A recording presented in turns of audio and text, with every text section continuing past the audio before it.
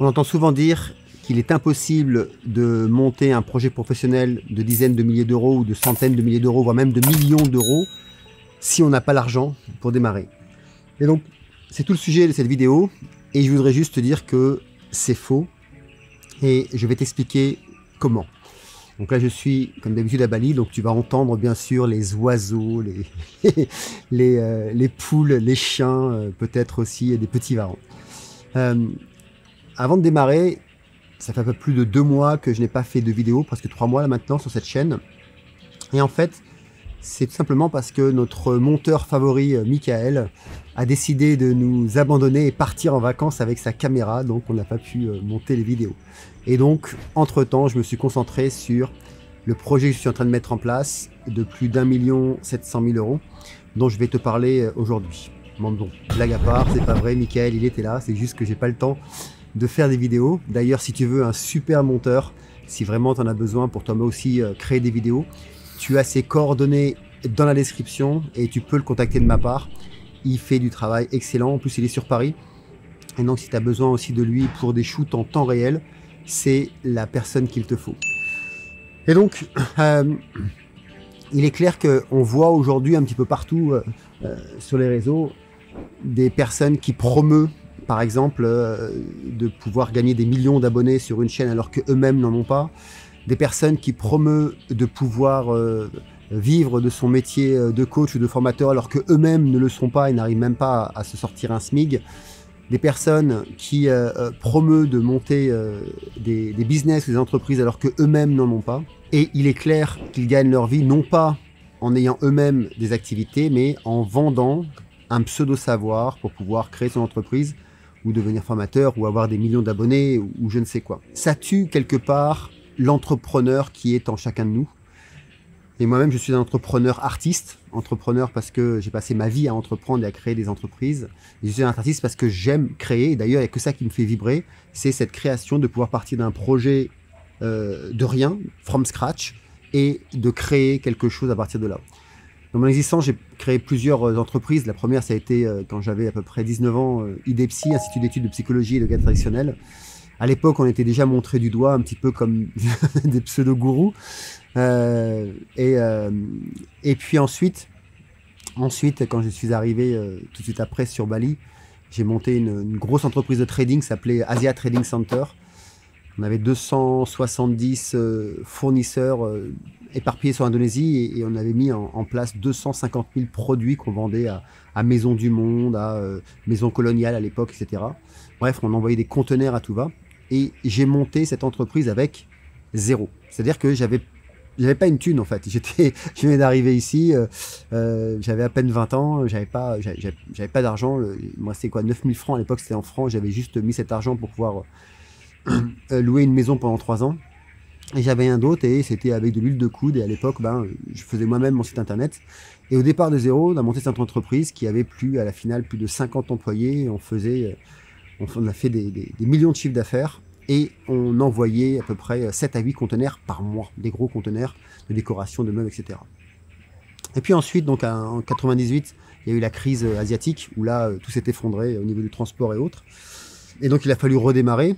Et ce qui était bien, c'est qu'il y a quand même un petit peu de fond d'avance, du coup, parce qu'on n'a pas mis tous les œufs dans le même panier. À partir de là, il y a eu la création d'une école de coach qui s'appelait Créascent. Et de là, s'en est suivi après plusieurs autres business qui ont été montés, comme une école de kite.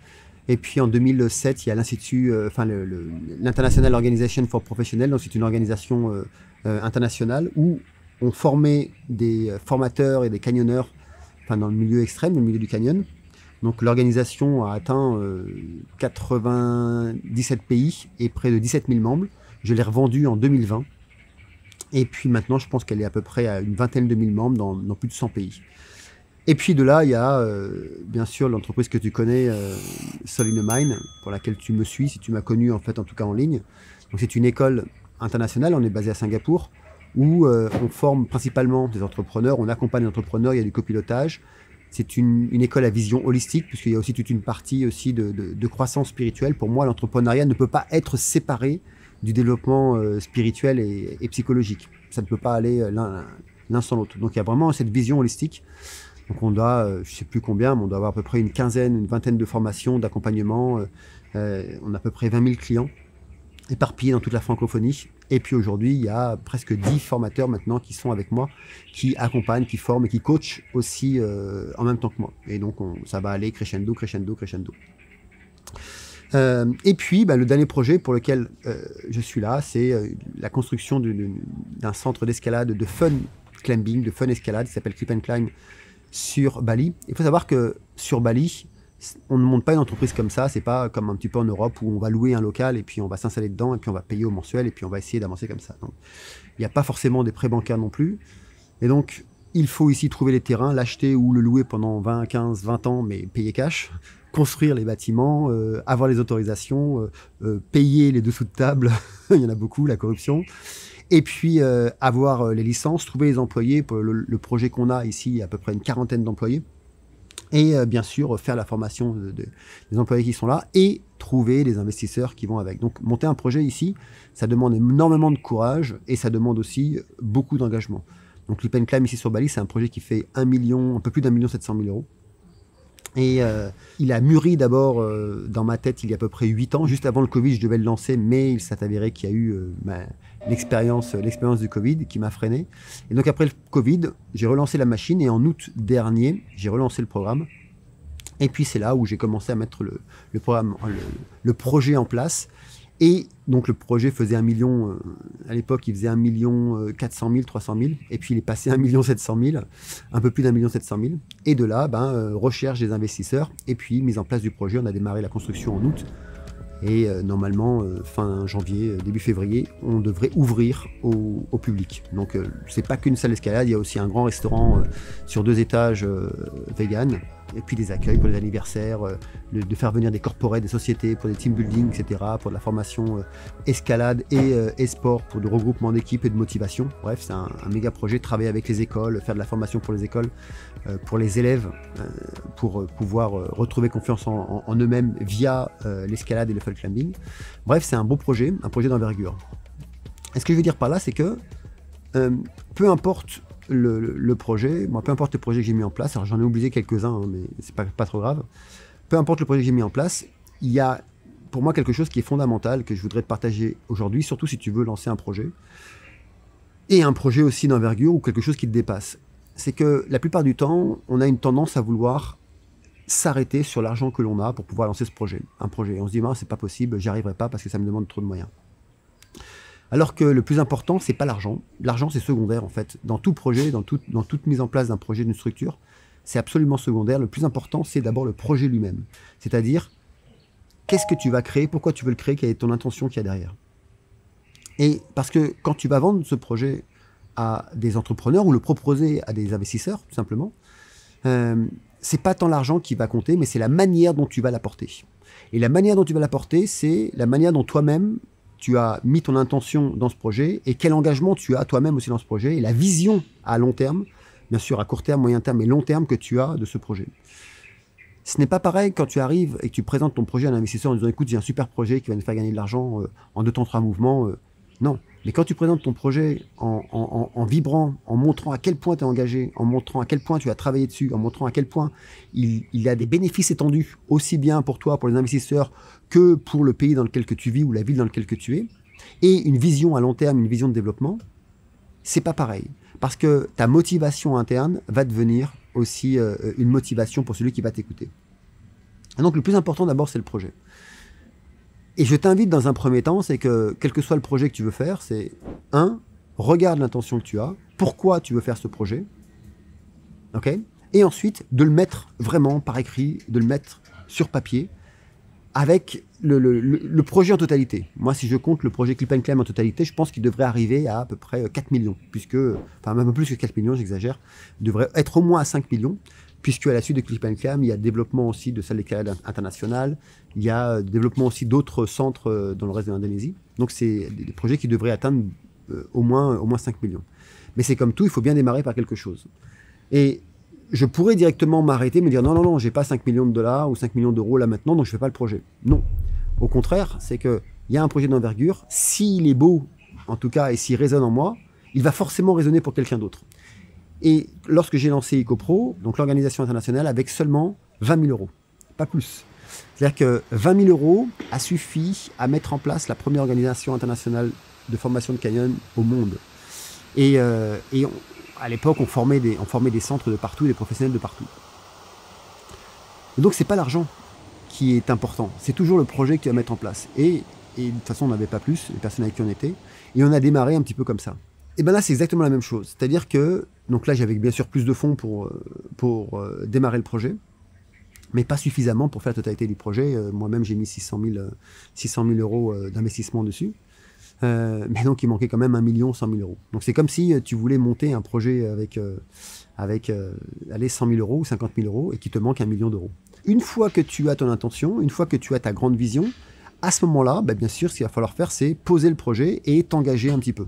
Donc, tout comme moi, je me suis engagé auprès des boîtes avec les personnes avec qui on avait travaillé, principalement les grands groupes IP et entreprises en France et en Angleterre.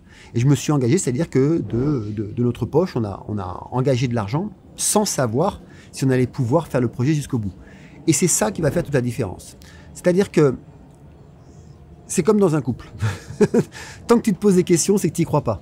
Tu vois? Et donc, tant que tu te poses des questions, est-ce que ma femme m'aime? Est-ce que mon chéri m'aime? Est-ce que ceci, cela? C'est que tu n'y crois pas. C'est qu'il y a forcément un doute quelque part. Et donc, lorsque tu veux monter un projet, si toi aussi, tu te poses des questions, donc tu ne t'engages pas personnellement, c'est que tu n'y crois pas. Et donc, si tu n'y crois pas, comment est-ce que tu veux faire en sorte que d'autres personnes y croient pour venir t'accompagner et investir avec toi? C'est impossible. Donc, il est clair que dans tout projet, il y a une phase d'investissement personnel, une prise de risque, qui est indéniable et qu'il faut prendre. Donc là, la prise de risque n'était pas énorme. Je crois que j'avais dû investir un truc comme 40 ou 50 000 euros. Et donc d'être prêt à les perdre, puisque d'être prêt à se dire peut-être que je ne trouverai pas les investisseurs pour pouvoir le faire. Mais j'ai investi parce que je crois en le projet. Et j'y croyais et j'y crois toujours, bien sûr, parce que je suis là. Et à partir de là, il y a tout un travail de mise en place de prévisionnel, de structure, travail avec les ingénieurs, de regarder les faisabilités, de trouver un terrain, de faire un retour sur investissement, une sorte de prévisionnel dynamique sur plusieurs années, de faire une étude de marché aussi sur place et de regrouper tout ça et de faire un méga dossier pour pouvoir le présenter aux susceptibles investisseurs. Et puis, c'est ce que j'ai fait. J'ai fait le dossier. J'ai regroupé toutes ces données et à ce moment-là, j'ai été contacter des investisseurs. Il faut savoir que contacter des investisseurs aujourd'hui, c'est vraiment facile. C'est-à-dire qu'il est possible de trouver de l'argent très facilement pour n'importe quel projet. Ça n'a jamais été aussi facile. Moi, je me rappelle lorsque j'ai cherché des investisseurs, ne serait-ce que pour EcoPro, lorsque j'ai cherché des investisseurs pour Asia Training Center ou autre, c'était pas si facile que ça puisque il n'y avait pas Internet, il n'y avait pas les sites d'investisseurs comme il y a aujourd'hui. Et il fallait les trouver. Alors, premièrement, quand tu veux trouver des investisseurs, la base, c'est d'abord tes relations les plus proches, tes amis, les gens qui sont proches de toi, parce que eux, ils te connaissent et ils savent comment tu avances. Ensuite, bien sûr, la deuxième étape, ce sont les personnes qui ne sont pas vraiment tes amis, qui sont un peu proches de toi, parce que eux aussi te côtoient plus ou moins à distance, et donc ils seront déjà plus susceptibles de t'écouter. Et ensuite, la troisième étape, c'est de commencer à aller chercher sur les sites d'investisseurs. Tu as des personnes qui passent leur temps en fait à investir dans plusieurs startups ou dans des sociétés. Et là, tu en as des centaines de milliers. À partir du moment où tu as un projet qui tient la route, à partir du moment où tu peux proposer quelque chose, où tu peux avoir un retour sur investissement dans les 4, 5 ou 6 ans, suivant le projet, tu auras forcément des personnes qui vont être intéressées par ton projet. Et donc, si tu comprends bien la démarche, tu vois bien que l'argent ici est secondaire. Ce qui compte le plus, c'est ton projet, l'investissement que tu vas mettre dedans. Et ensuite, une fois que c'est pas tout, une fois que tu as les investisseurs donc qui vont investir avec toi, qui vont te donner des fonds pour pouvoir réaliser le projet que tu veux mettre en place, et bien là, il va falloir y aller. Ça veut dire que là, le plus important, c'est de se dire quelle est ta limite sur le temps que tu vas octroyer à ton projet. Donc moi, je suis un investisseur, mais aussi un artiste, comme je t'ai dit, mais en tant qu'entrepreneur, il est clair que moi, ma limite, elle est très très haute. J'ai aucune limite pour mettre en place un projet, puisque le plus important, c'est le projet. Donc si je dois passer 24 heures sur 24 sur le projet, it's OK. Puisque pendant ce temps-là, le plus important, c'est le projet. Et c'est ça qui va différencier un entrepreneur d'un employé ou d'un ex-employé qui devient entrepreneur. C'est que l'ex-employé qui devient entrepreneur, lui, il va toujours réfléchir en termes de temps de travail qu'il va faire par rapport à de l'argent qu'il va gagner. Alors que l'entrepreneur, lui, ne réfléchit jamais en termes de temps de travail. Il réfléchit en tant que projet. il y a un projet, et donc le projet doit être mis en place. Moi je sais qu'il faut à peu près 1 an et demi à 2 ans pour faire en sorte que le projet naisse, et aujourd'hui on est presque arrivé au bout, puisque la claim zone est prête, le restaurant est prêt, l'emplacement est prêt. On a commencé bien sûr il y a 7-8 mois à commencer à envoyer de la com sur les réseaux sociaux, donc j'ai monté un compte Instagram. L'objectif c'était d'atteindre 5000 personnes, 5000 abonnés avant de démarrer, et je pense qu'à l'heure où j'enregistre cette vidéo on doit les avoir. Tu as le lien dans la description si tu vas venir voir un petit peu ce qu'on fait, puis peut-être voir aussi l'ouverture bientôt, d'ici à peu près 2 mois. Et donc, une fois que tu as pu regrouper tous ces tenants et aboutissants, il y a ton temps que tu vas mettre dedans. Donc ce que je disais par là, c'est que moi, j'ai pas de limite parce que le plus important, c'est le projet. Et en tant qu'entrepreneur, je ne calcule pas en termes de temps, mais en termes de projet. Et je sais très bien que le moment qui demande le plus d'énergie, c'est la création. Ensuite, il y a la proposition pour pouvoir trouver des investisseurs. Et ensuite, la mise en place du projet, qui comprend bien sûr la formation des équipes, la formation du team, et ensuite faire en sorte que tout fonctionne. Et une entreprise, c'est un petit peu comme une fusée.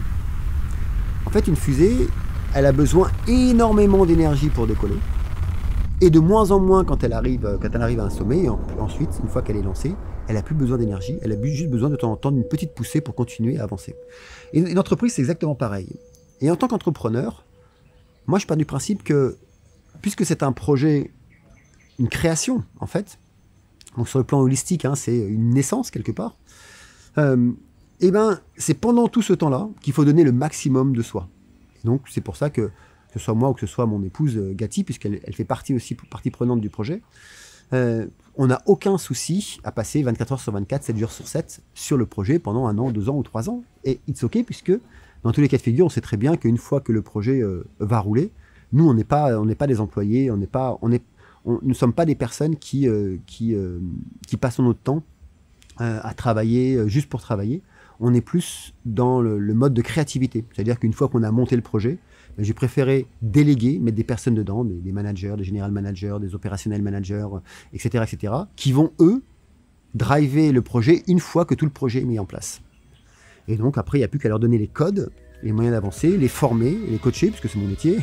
Donc, et puis, être avec eux pour qu'ils puissent faire tourner la boîte et eux-mêmes de prendre des postes à responsabilité et de devenir un tant soit peu des entrepreneurs, mais sans risque, ou plutôt des managers d'entreprise sans risque, et pouvoir vivre de leur métier. Et puis nous, avec ma femme, refaire un autre projet, puisque pour moi, le plus important, c'est cette création, puisque je suis un entrepreneur artiste. Et il y a un autre point qui est quand même assez important que je voudrais te partager ici, si tu veux vraiment te lancer dans un projet. C'est que, bien sûr, la phase où tu vas préparer ton dossier pour le présenter à tes investisseurs, un des points les plus importants, c'est de créer une sorte de prévisionnel dynamique. Un prévisionnel dynamique, c'est un prévisionnel qui ne sera jamais figé. Moi, j'en ai un que j'ai fait, et j'en suis à la version la version 50 aujourd'hui. Pourquoi? Parce que tous les vendredis, je fais un closing de ce prévisionnel, donc une fermeture, et je le remets à jour avec les nouvelles données de la semaine. Donc ça veut dire que depuis le début du mois d'août de l'année dernière jusqu'à aujourd'hui, toutes les semaines, donc là j'en suis à peu près à 1 an, puisque j'ai version 50, toutes les semaines, je fais un closing et je remets à jour le prévisionnel, ce qui fait qu'il a évolué énormément entre l'année dernière et aujourd'hui. Et le prévisionnel, je vais le continuer jusqu'au retour sur investissement, qui est prévu entre 4 et 5 ans, jusqu'au retour sur investissement, puisqu'il va aussi évoluer, puisqu'il y a le cycle de vie, il y a ici les taux de change, il y a la vie économique d'un pays, du monde aussi, il y a les nouvelles rentrées, les sorties, les dépenses additionnelles, bref, tout ça, ça doit évoluer avec son temps. Et la plupart des personnes, quand ils créent un prévisionnel pour le début, et après ils le mettent dans un tiroir, ils l'ouvrent jamais. Et si tu veux vraiment tenir la route et être sûr que tu puisses avancer, parce qu'il se peut très bien que dans ton ouverture de projet, il te manque de l'argent. Nous, c'est ce qui s'était passé, il manquait à peu près 300 ou 400 000 euros, mais on a pu le voir parce qu'il y a eu le prévisionnel dynamique. Et c'est OK. C'est-à-dire qu'après tout, s'il manque de l'argent, tu fais la même chose que ce que tu as fait au départ, aller trouver d'autres investisseurs. Et s'il devait manquer de l'argent, on ferait la même chose, on va continuer à chercher des investisseurs pour continuer à faire le projet, parce que le plus important, c'est le projet. C'est pas l'argent en tant que tel. L'argent viendra forcément après. Donc ça, c'était un point important de faire un prévisionnel dynamique. Ensuite, un autre point important que je voudrais te transmettre aujourd'hui, ce sont des personnes que j'ai pu accompagner ou aussi des associés que j'ai eus, des partenaires que j'ai eus, qui avaient une pensée très limitée. Celle de se dire, ah ben non mais je ne vais pas passer du temps dans ce projet, par exemple, puisqu'il ne m'apporte pas assez d'argent pour pouvoir le réaliser. Et donc ça, ce n'est pas une pensée d'entrepreneur ni de manager, c'est plus une pensée d'une personne qui a l'habitude de travailler pour quelqu'un et qui reçoit un salaire mensuel. L'entrepreneur, lui, voit les choses différemment. Lui, il va se dire, ok, quel est mon besoin en termes de finances? Et donc, qu'est-ce que je vais faire pour pouvoir atteindre ce besoin? Donc, par exemple, si tu désires de gagner 10 000 euros ou 15 000 euros mensuels, la question à se poser, c'est pas tant est-ce que cette boîte peut m'apporter 10 ou 15 000 euros, mais c'est qu'est-ce que je peux faire pour que cette boîte m'apporte 10 ou 15 000 euros. C'est pas la même chose. Mais plus loin que ça, le vrai entrepreneur au-dessus de tout ça, lui, il va même pas regarder son salaire, il va regarder le chiffre d'affaires global. Il va dire combien il faut que cette boîte puisse avoir, pour pouvoir vivre correctement, pour faire en sorte qu'il y ait un cash flow suffisant, qu'il y ait les charges d'exploitation qui soient payées convenablement, qu'il y ait une avance de trésorerie sur plusieurs mois, et que je puisse prendre un salaire de 10 ou 15 000 euros. Et à partir de là, la question qui devra se poser, c'est qu'est-ce que je peux faire moi en tant que manager ou en tant que chef d'entreprise pour pouvoir atteindre cela? Et ça demande des engagements. Un, ça demande des engagements en temps. Deux, bien sûr, ça demande des compétences, puisqu'il y a des compétences aussi, ne serait-ce que sur les réseaux pour pouvoir faire de la com et du marketing et se faire connaître. Et il y a une compétence qui est absolument essentielle et que peu d'entrepreneurs utilisent, c'est la création du networking. Et à Bali, c'est quelque chose que j'ai appris, et c'est ce qui permet cette résilience, c'est que plus on a un network large, plus les entreprises fonctionnent et son entreprise fonctionne. C'est-à-dire commencer à faire du lobbying avec des personnes, avec des gens, avec des groupes, bref. Mais pour ça, il faut sortir de son cocon, il faut sortir de son bureau et aller dans des restaurants, aller dans des soirées, rencontrer des gens dans des réunions d'entrepreneurs, dans des pièces de théâtre où il y a plusieurs groupes d'entrepreneurs qui viennent, des assemblées de corporates, de sociétés, juste pour rencontrer du monde et se faire connaître. Et c'est comme ça qu'on commence à créer un network. On se fait connaître, on échange nos cartes, on parle de ce que l'on fait. Et puis on propose aussi, dire, ça t'intéresse, tu peux venir chez nous pour faire ci, pour faire ça. Pas plus tard qu'avant-hier, je vais chez Yamaha, donc un concessionnaire de moto, pour acheter une moto pour un de mes partenaires. Et bien sûr, je rencontre une personne que je connaissais chez Yamaha. Et ben, je fais du networking, je fais du lobby. Et je dis, écoute, Yamaha, c'est énorme ici en termes de centre de réparation de voitures et de motos, en termes de dealers qui vendent aussi les voitures et les motos. Et sur Bali et sur l'Indonésie. Et donc la première chose que je fais du lobbying et je dis voilà ce que l'on fait, on ouvre un clip and climb et on est ouvert à du corporate, à faire des échanges, etc. Et tout de suite, ça a intéressé la personne et ça permet en fait de dire tiens, pourquoi pas. Et il veut le proposer maintenant à son groupe. Yamaha, ça doit être un truc comme 1500 employés. Donc récupérer un marché de 1500 employés juste là, c'est absolument, pour une boîte qui va démarrer, c'est absolument exceptionnel. Et ce que je veux dire par là, c'est que ça, c'est possible juste parce que tu vas t'autoriser à sortir, aller boire un verre à droite, aller manger à gauche, aller dans une soirée mondaine ou autre, et puis commencer à faire du networking, du lobbying, et commencer à parler avec des gens, avec d'autres entrepreneurs, et ne pas rester juste chez soi, et pas rester derrière son bureau en espérant que les choses se passent. Un autre point hyper important, en tant que, si tu veux lancer ton projet, c'est de... lorsque tu vas commencer à travailler sur tes tarifs de vente et tes retours sur investissement, il faut juste savoir qu'effectivement, on pense, surtout en Europe, les personnes pensent en termes de marge. C'est-à-dire que j'achète un produit 10 euros, je veux faire 40% de marge, je vais le vendre 14 euros. Voilà.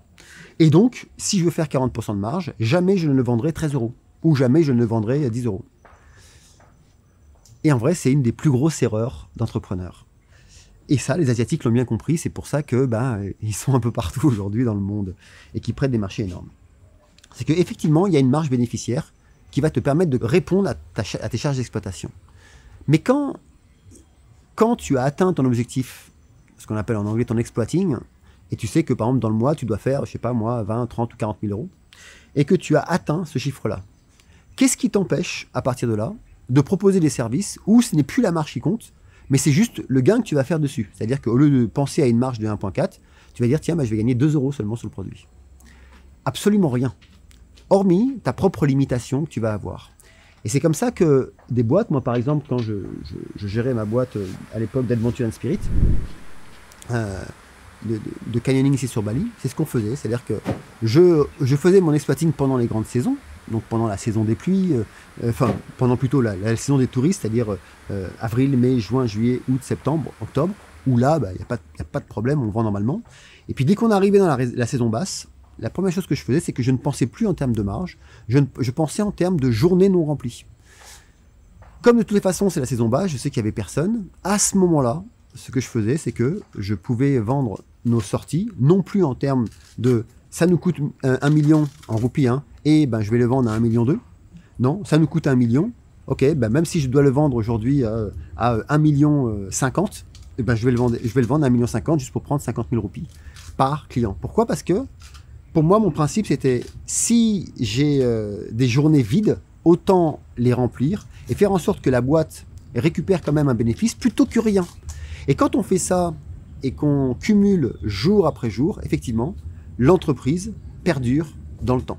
Et puis ensuite, eh ben, une fois qu'on reprend les saisons fortes, on n'a plus besoin de repenser ainsi, on repense en termes de marge. Donc voilà, mon message aujourd'hui, c'était vraiment ça. C'est un message qui s'adresse quand même aux entrepreneurs, ou en tout cas à ceux qui veulent se lancer dans l'entrepreneuriat. C'est vraiment se dire que, il faut penser au projet avant tout et non pas à l'argent, puisque l'argent viendra forcément derrière. 2, pour pouvoir avoir suffisamment d'argent aussi pour soi, pour pouvoir vivre, la chose la plus importante, c'est de se dire quelle est sa limite de temps que l'on va mettre dans le projet. Et moi, personnellement, si j'ai un advice à te donner, c'est tu dois être no limit. C'est-à-dire qu'à partir du moment où tu veux te lancer dans un projet, ça doit être le projet qui compte. Et si c'est le projet qui compte, il n'y a pas de limite. Peu importe que tu passes 24 heures sur 24, puisque c'est ton projet et tu dois le mener à bien. Et c'est ça ta vie en ce moment, c'est-à-dire que ta vie est ton projet. Et une fois que tu auras fini de mettre en place ton projet, tu pourras penser à le déléguer pour pouvoir ensuite récupérer tes fonds et vivre correctement ou vivre bien de ce que tu as mis en place. Nous, c'est ce qu'on a toujours fait avec ma femme et on a toujours bien vécu, tout simplement parce que on a lancé des projets, on a passé énormément de temps sur les projets, puis après, une fois que ça roule, eh ben, on cultive les fruits de notre investissement. Et là, ben, on peut prendre du temps, énormément de temps d'ailleurs, pour voyager, pour bouger, pour se reposer, pour se faire plaisir. Ensuite, le dernier point, juste pour finaliser, c'est de se rappeler de créer ces prévisionnels dynamiques et de les changer régulièrement, de les mettre à jour, moi personnellement chaque semaine, de façon à toujours savoir où tu en es, et de penser aussi que si tu veux toucher les investisseurs, c'est avant tout ce que tu as ici, c'est ça que tu vas vendre plutôt que le projet en lui-même d'abord, puisque c'est toi qui vas être le générateur du projet. Et donc si les personnes que tu vas rencontrer, s'ils ne sentent pas à l'intérieur de toi qu'il y a un feu qui est là et qu'avec toi, ils vont pouvoir aller loin, tu auras beau avoir le meilleur projet du monde, tu n'auras pas d'investisseurs. Voilà, donc sur ce, j'espère que tu vas pouvoir te lancer maintenant dans des projets. N'hésite pas à venir nous voir à Selling the Mind. Tu as le lien en dessous si tu as besoin de support pour pouvoir mettre en place ton projet. On fait de la collaboration, on fait aussi du copilotage de projets. On investit aussi dans certains projets quand ils tiennent vraiment bien la route. Donc on peut être aussi des investisseurs potentiels pour tes projets. On a des coachs et des assistants avec toi pour pouvoir mettre en place ton projet, créer des prévisionnels dynamiques. Bref, on a l'école pour ça, il ne faut pas hésiter. Et c'est là où tu vas pouvoir vraiment exploser et sortir de ta zone de confort.